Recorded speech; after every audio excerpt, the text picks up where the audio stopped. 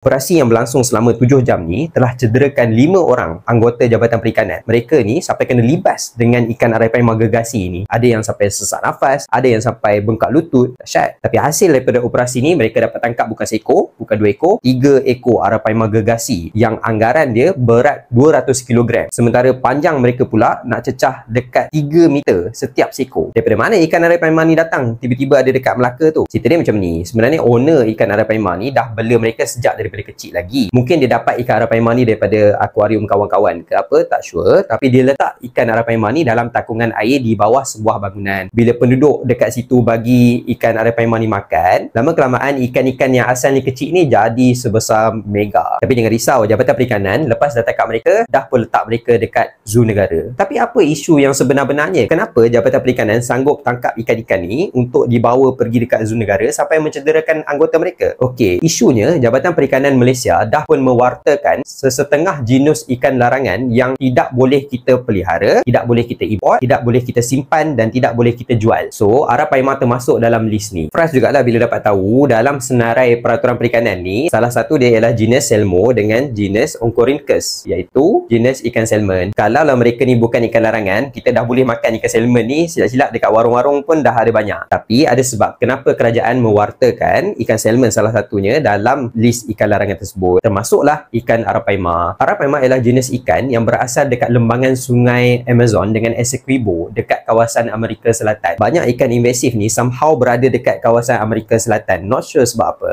tapi macam arapaima memang saiz dia dah boleh jadi besar sampai 3 meter ni sebab dia salah satu ikan air tawar yang paling besar dekat dalam dunia. Ada beberapa sebab kenapa mereka ni diwartakan dalam senarai ikan larangan di bawah peraturan perikanan. Salah satu sebab paling utama ialah kerana mereka ni adalah spesies invasif ataupun spesies yang boleh jadi dominan dan mengganggu-gugat ekosistem dalam sungai dan kacau ikan-ikan tempatan.